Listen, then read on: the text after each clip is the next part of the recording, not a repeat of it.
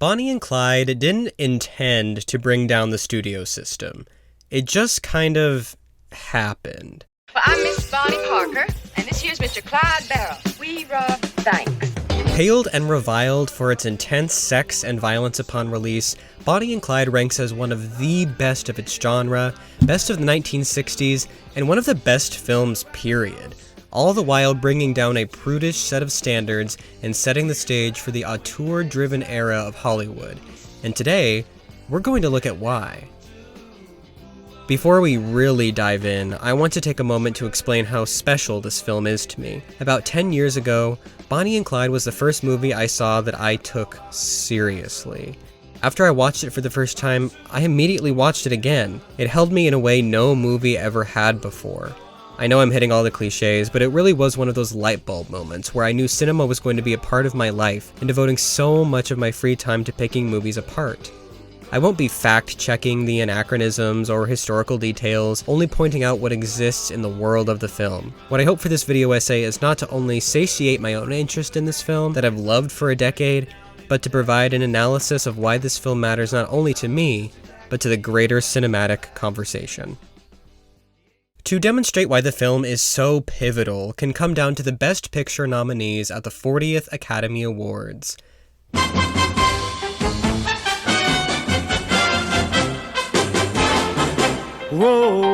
Decently consistent in tone, the 5 films nominated that year were Bonnie and Clyde, Guess Who's Coming to Dinner, The Graduate, the eventual winner In the Heat of the Night, and Dr. Dolittle. What is this doing here?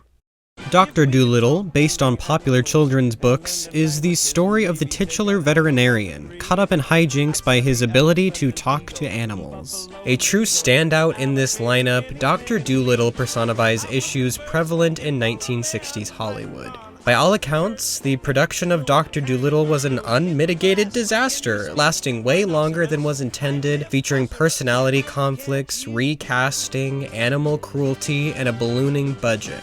Its studio, 20th Century Fox, knew it had a turkey on its hands, so free screenings for the film were held for Academy voters, complete with champagne.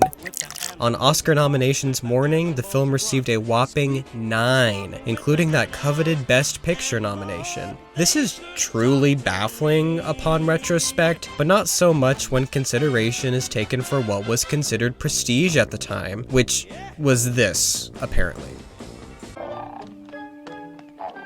It's a push me, pull you. Look. Holy O'Reilly, forgive me.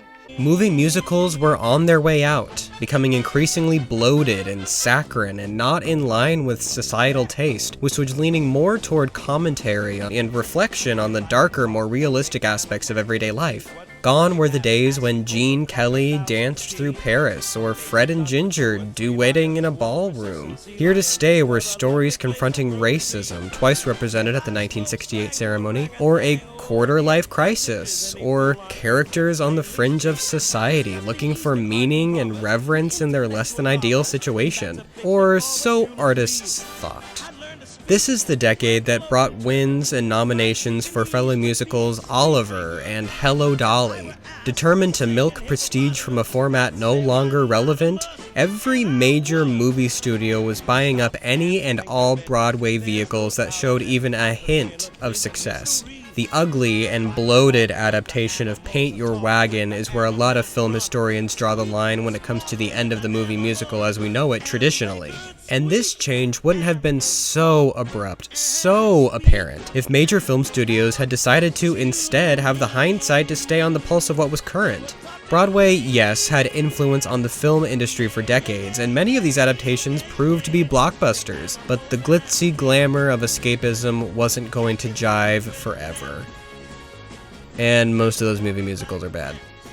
So Bonnie and Clyde sits at a crossroads between controlled, technicolor spectacle and auteur realism. Bonnie and Clyde wouldn't dive into hyper-realism, which would come later, but it breaks the perfected studio look by filming mostly on location, allowing Faye Dunaway's hair to be constantly flying in her face, exhibiting mere seconds of passing time between cuts, and relying on choppy editing to disorient the audience, all of which we'll come back to. After the Warner Brothers logo, the audience is immediately met with extant pictures of the 1930s. The film is set in 1934, right in the middle of the economic pit of despair known as the Great Depression. For almost 10 years, families lost their jobs, their homes, and their livelihoods, everything that made them feel like upstanding members of society. Rural emigrations occurred, as in families from poorer, more rural areas moving from their homesteads to more urban landscapes to be where the jobs were. Undertakers were hated, the banks weren't to be trusted, and no one knew what their future would hold, if there was a future at all. This is the backdrop for Bonnie and Clyde, and a huge motivator for why the pair do what they do. Director Arthur Penn said, "More importantly, I remembered the time. I remembered the depths of the Depression. And so I was able to bring that aspect to the film. I said to Benton and Newman, we've got to set this essentially in a much more detailed way inside the Depression. If it's not embedded in the economic depression, it doesn't make sense." The photographs eventually meld with publicity stills taken for the production, seamlessly leading us into brief synopses of our two main characters. The scarcity here is particularly telling of these two figures. They were not notable until their crime spree, destined to be forgotten until they were immortalized in Americana. Despite Clyde's brief stint in a local jail, these two people's lives are unremarkable and unnoteworthy. The first thing we see is Bonnie, who is 1, naked, and 2, bored. Director Arthur Penn, whose previously important film was The Miracle Worker, rips the band-aid off immediately. Showing Bonnie in such a revealing state without revealing anything sets the tone for the kind of movie that we'll be watching. The film features sexual imagery without showing the acts themselves. They're all suggestions, innuendos.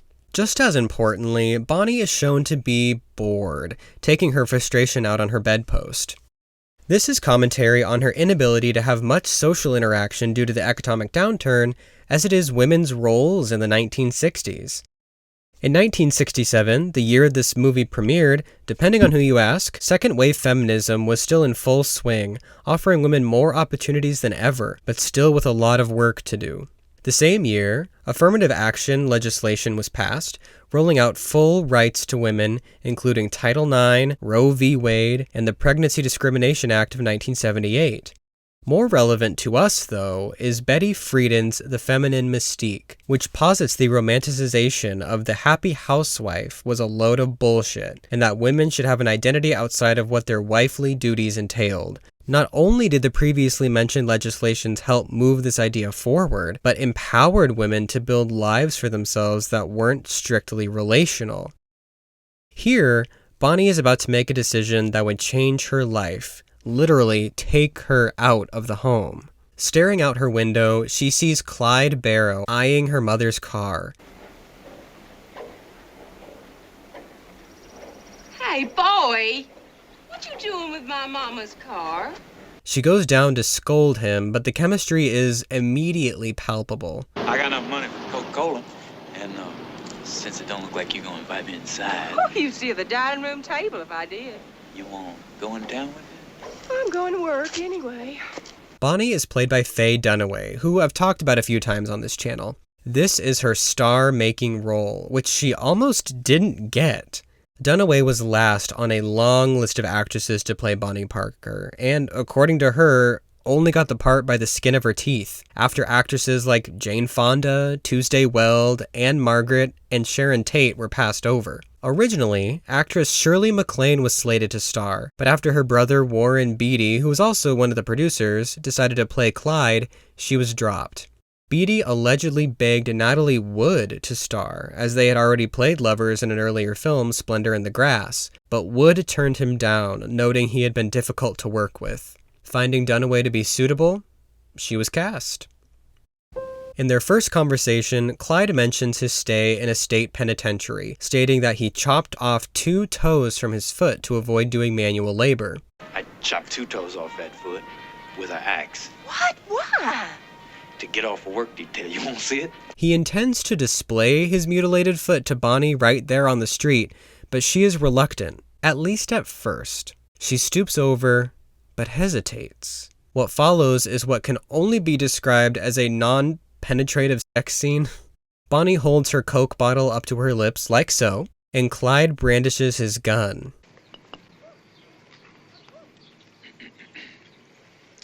It is very obvious what this imagery means, and as I've said before, the most creative imagery derives from what's not actually seen. But that isn't to say the film is devoid of actual physically intimate moments. Many times, Bonnie and Clyde try to get jiggy, and Clyde's impotence prohibits them. Early in the film, Clyde even mentions he's not a lover boy, but that isn't to be confused with being gay. I ain't much of a lover boy. Ain't nothing wrong with me. I don't like boys.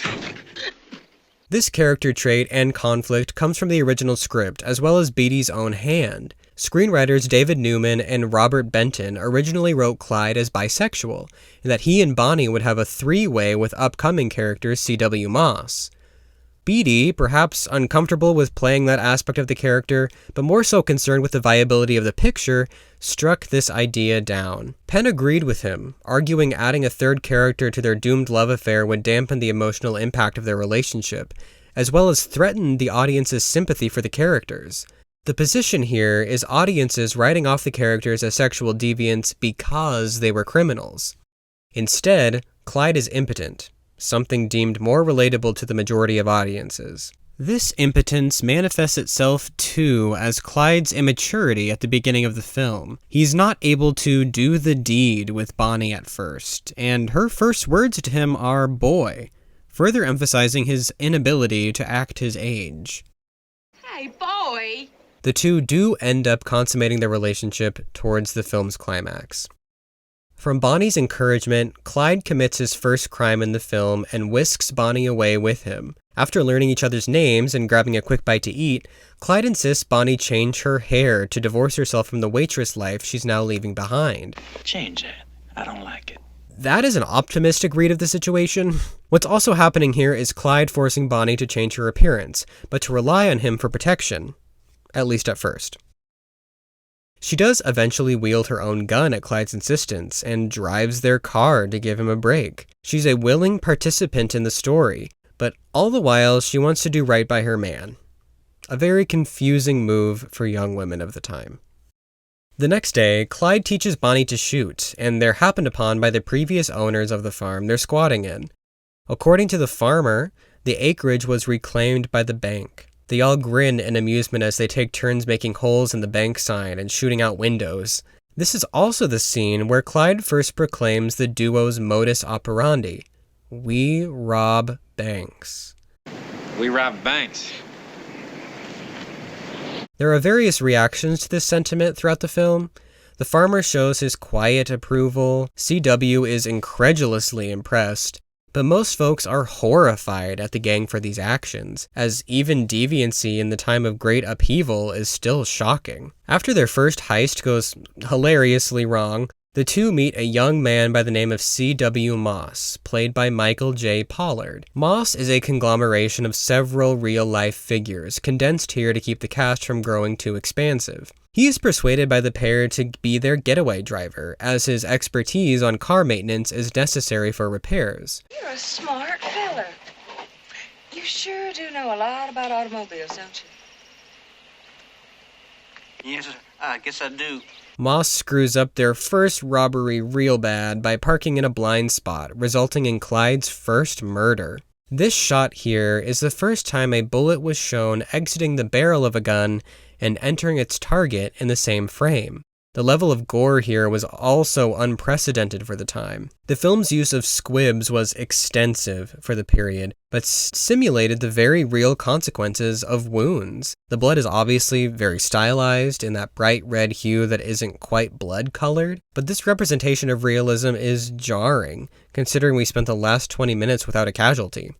Clyde chews CW out in the following scene, where Bonnie is also trying to intently watch a movie. The tonal whiplash is intentional. You put dumbass thing like that again, boy, I'm gonna kill you. If you boys want to talk, why don't y'all go outside? Inspired by French New Wave cinema, Penn bounces the characters between harsh tragedy, stark realism, and occasional situational comedy, and even slapstick.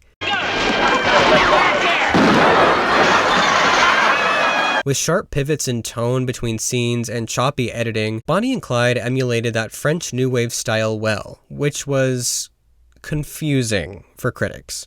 Bosley Crowther of the New York Times said, "It is a cheap piece of bald-faced slapstick comedy that treats the hideous depredations of that sleazy moronic pair as though they were as full of fun and frolic as the jazz-age cut-ups in thoroughly modern Millie." Sure, Jan. In fact, Crowther's opinion was considered so out of touch with the greater public, the New York Times fired him. This waffling between tones is hard to balance even for the deftest of directors, and can even derail a film. But not here. Now, Sal was a gal of rare beauty, though her features were coarse and tough. I knew that old gal. She was cockeyed and she had her hair left and them no teeth. Hey, Buck, come on now. Go ahead. Now, Sal was a gal of rare beauty. Pauline Kael, who would replace Crowther, had this to say. The movie keeps them off balance to the end.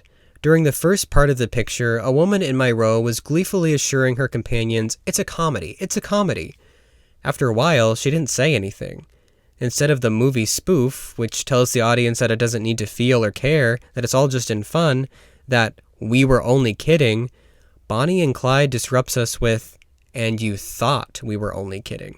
The screenplay is careful to balance Bonnie and Clyde's egregious misdeeds with moments of pathos. Penn beautifully drops the audience into the current societal landscape, giving context to the desperation most people of the era. But, in order to truly be along for the ride, the audience must not only be repulsed by the characters, they have to be able to laugh and cry with them. The moments of levity, such as the scene in the movie theater, or this scene of Bonnie and CW meeting Clyde's brother for the first time, show a moviegoer these are flesh and blood people, all with their own insecurities, dreams, and flaws. It's extremely easy to make the Barrow Gang the antagonists of the story, at odds with the law, but it takes a deft hand to bring into question our feelings for otherwise morally ambiguous characters. It makes for a much more robust viewing experience. In terms of complications, Bonnie, Clyde, and CW are joined by Clyde's brother Buck and his wife Blanche, who is none too thrilled to be there. How do you do? It's real nice to know you. How'd you do? The Barrow brothers, however, are all too joyous to be together again, constantly badgering one another. Is she as good as she looks? She's better. These moments interest me, and I didn't quite understand them until a recent rewatch. Buck and Clyde have a strange relationship, in that, aside from talking about Clyde's stint in prison, or how their women are, they don't have much else to talk about. When Buck pulls Clyde aside a bit later, the two just sit there in silence for a few moments, and are sitting at opposite ends of the room, emphasizing the space between them. Buck does tell Clyde a dirty joke later, but this also demonstrates their inability to discuss anything meaningful, what more mature people might discuss when they reach their early 30s. Their connection is based on when they were boys. Only now, they're also playing with guns. A deadly combination. With more members comes more friction. Bonnie becomes frustrated when she and Clyde don't have a moment to themselves, as someone is always in the next room. I'm obsessed with this hair flip she does. Anyway, clearly, Bonnie tolerates Buck, but she does not like Blanche. Get rid of her! I can't get... She's Buck's wife. Well, then get rid of them both! Why? What's the matter with you anyway? She is what's the matter with me! Blanche's portrayal in the film is, let's say, complicated. Did you take my picture back? Well, I declare, I asked you not to take my picture. Despite Warren Beatty becoming good friends with the real Blanche Barrow to do research for the film, the relationship soured once the character shifted less from what the real Blanche was like into another likeness. Upon viewing the finished film, the real Blanche said Blanche was a screaming horse's ass. She isn't entirely wrong.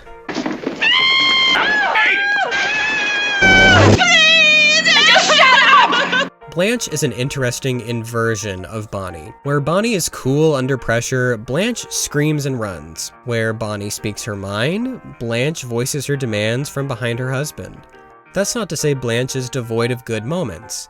She rightfully calls out Bonnie for taking a whole share of their loot when she is also just as at risk as the rest of the gang. Well, why not? I earned my my share same as everybody. Well, I could have got killed same as everybody, and I'm wanted by the law same as everybody. I have to take sass from Miss Bonnie Parker all the time. I deserve mine. I like this moment a lot. She faces moral quandaries about what the gang is doing, as it directly contradicts her upbringing as a preacher's daughter. This is good too. Estelle Parsons was the only one of the cast to win an Oscar, in what was an admittedly pretty weak race. Every main actor from Bonnie and Clyde was nominated, but all except Parsons faced tougher competition. Parsons, an interesting figure in Hollywood, grew tired quickly of the Dream Factory and became more choosy with her roles, and eventually retreated to the stage. After settling for a brief period in Joplin, Missouri, the gang is discovered and involved in a shootout, resulting in the death of 2 police officers. While resting on a lay-by, they are surprised by Texas Ranger Frank Hamer, who the gang humiliates before tying him up and putting him on a boat to set adrift on a lake. It's to be noted that Hamer never speaks, and this will be important later. An almost successful heist leads to the gang's current vehicle becoming incapacitated. They steal a young man's car and take him and his girlfriend hostage. They are Eugene Grizzard, played by the late Gene Wilder, and Velma Davis. At first, the couple is frightened of the gang, but a round of burgers leaves them feeling more at ease. When revealing what he does for work, Eugene admits he's an undertaker. Hey, what do you do anyhow? I'm an undertaker.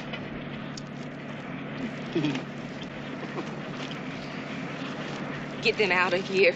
And they are quickly abandoned. Now, Bonnie is the one to call this shot, which shows a shift in her character. How Eugene is able to afford such a nice car in the middle of such destitution is striking and unfair, and Bonnie can't help but take note of how much money the gang has now, versus the poverty her mother is now facing.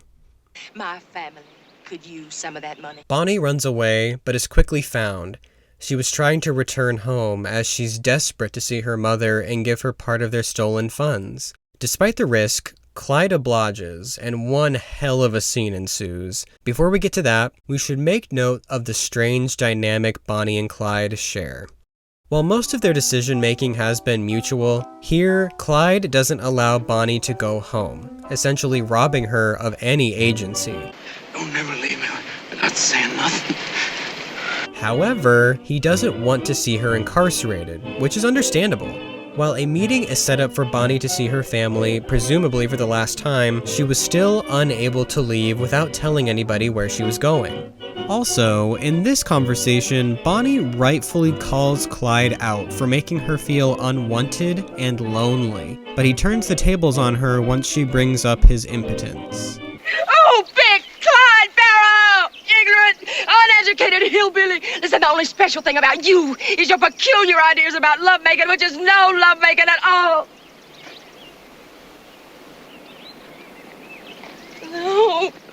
Please, Clyde. This is kind of fucked up, right? Granted, she also got into the car with Clyde initially and didn't seem coerced into doing so, and Clyde shows genuine care for her well-being, even offering an out early on. I can't get out, but right now you still can. I want you to say the word to me, and I'm gonna put you on that bus back to your mama. Because you mean a lot to me, honey, and I just ain't gonna make you run with me. There isn't much literature on how or if Bonnie was forced into her situation. History is pretty vague when it comes to their early relationship. With Bonnie as the de facto point of view character, her back and forth between go with the flow and harrowing backpedaling is confusing, yet compelling. This is what makes her an interesting heroine. The production code called for characters who performed morally reprehensible acts to get their comeuppance in the end, and not be at all likable. The screenplay still adheres to the comeuppance portion of the code, yet beats down the likability factor. Bonnie and Clyde are likable characters, ones that show vulnerability, wit, and care for one another. They're three-dimensional, which, like Bosley Crowther's opinion, muddies the water when it comes to figuring out how you're supposed to feel. Hey, that ain't ours. Sure it is. No, but we come in this one. That don't mean we have to go home in it. They have literally killed people, yet we feel when they get shot, or root for those crazy kids to have their romantic moment. You almost can't believe you're feeling melancholy for characters who lie, cheat, and steal. The family reunion scene, filmed through a window pane, is mesmerizing, showing how some folks are fascinated by the gang's current situation, but is always kept in perspective by the presence of CW keeping watch for authorities with a gun over the proceedings. Bonnie also notes how well Clyde does with children. We don't see if Bonnie's mother accepts their gift, but she does denounce Clyde's intentions to marry Bonnie and settle down. But we're gonna be quitting all this as soon as the hard time's over. I can tell you that. Just the other night, me and Bonnie were talking about the time we're gonna settle down and get us a home. She says to me, she says, I couldn't bear to live more than 3 miles from my precious mother. Now, how'd you like that, Mother Parker? I don't believe I would. I surely don't. This mirrors Clyde's earlier enchantment of Bonnie. Only this time, Bonnie's mother can see through his charade. Bonnie, unfortunately, cannot. She advises the two to keep running. You best keep running, Clyde Barrow. And you know it. This scene is absolutely devastating, showing there's no turning back now. Bonnie's one comfort, the one thing she wanted more than anything in that moment, her mother, while grateful to see her, recognizes her shift into something that is dangerous and will bring danger to her own backyard. In too deep, the gang goes forward, but the tone has now shifted. With the realization that turning back is no longer an option, the third act of the film turns the tables on the Barrow Gang.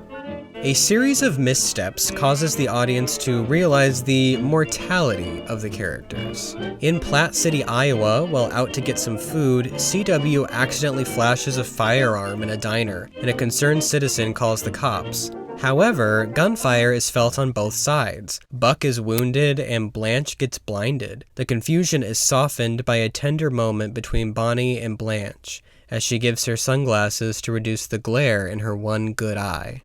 The ending of this film is a downer, yet asks the audience to wrestle with the previous 110 minutes on a few levels. Ultimately, CW takes the pair to his father's house, who almost immediately starts devising a way to dig his way out of poverty. What happened to them? Are you in trouble, son? Clyde Barrow and Bonnie Parker. Come on. Help me get him in. CW's father, in the script named Ivan, but in the film named Malcolm, represents a previous generation chastising and disapproving of the then current 60s counterculture. Previously, CW had gotten a tattoo featuring doves and the word peace, both huge symbols of that cultural movement. Malcolm is judgmental and angry at the tattoo, and the mess CW has found for himself. You look like trash all marked up like that. Cheap trash. Look what they do to you. You don't ever get your name in the paper. In the scope of the story, Malcolm is definitely an antagonist, but playing him only this way flattens his character. Malcolm is concerned for his son, and does what he can to ensure his safety, going so far as to bargain with the law to get CW a lesser prison sentence. What do you want me to tell him? I can't get back in the car with you? You tell him nothing, you hear?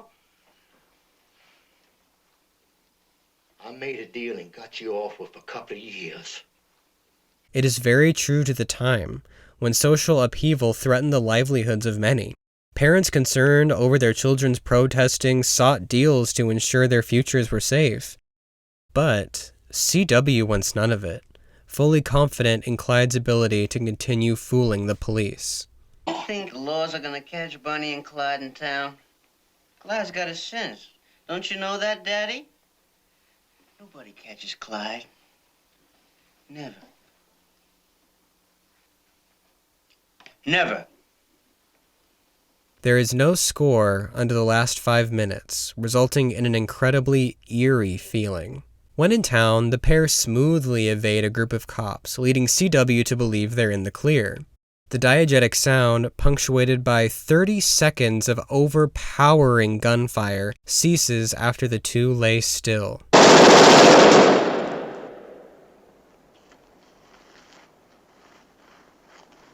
The last shot lingers on Hamer and his posse viewing their handiwork, but there is no celebration, only quiet pensiveness. The film cuts to black just when he's about to say something, or possibly express remorse for such a violent tableau. We don't get to hear the reaction for ending a reign of terror because the film isn't about the cops.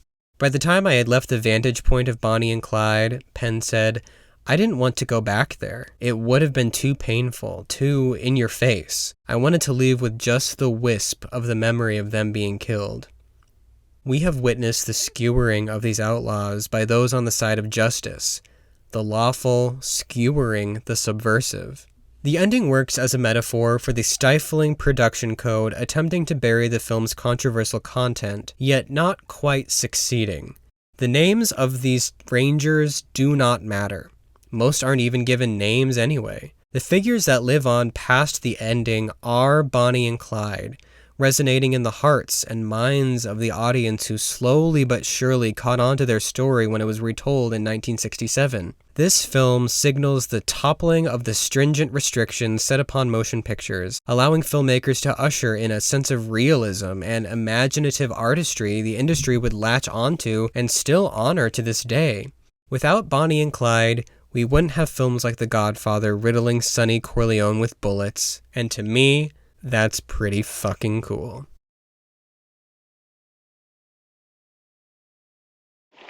It's called The Story of Bonnie and Clyde.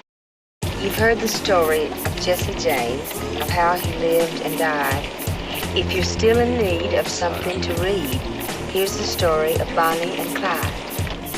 In a time when Scarlett O'Hara was the icon for complicated cinematic figures, Bonnie and Clyde would help sculpt more nuanced portrayals of morality, let screenwriters play further with tone, and actors revel in the ruthless range of emotions that human beings feel. The film remains pitilessly cruel, filled with sympathy, nauseating, funny, heartbreaking, and astonishingly beautiful. If it does not seem that those words should be strung together, perhaps that is because movies do not very often reflect the full range of human life, Roger Ebert wrote upon its premiere. And I couldn't agree with him more. While Bonnie and Clyde didn't intend to bring down the studio system, it came at such a crucial cultural moment that, even though it hailed rejoice and revile, it was clear going back to what was no longer an option. Instead, pushing past tap dances and streamlined spectacle would be the way forward, even if that meant a little bloodshed along the way.